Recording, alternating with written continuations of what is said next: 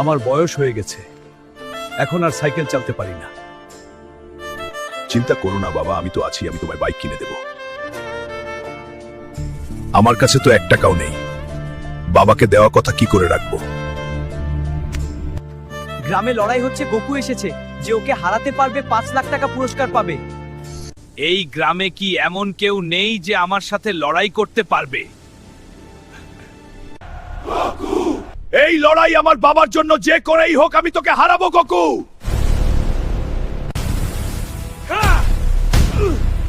এবার আমার পালা। এই নেও তোমার পুরস্কার। হ্যাঁ, ধন্যবাদ। এই নাও বাবা তোমার বাইকের চাবি। চলো বাইকে বসো, গ্রামের ঘুরে আসি। হ্যাঁ বাবা চলো।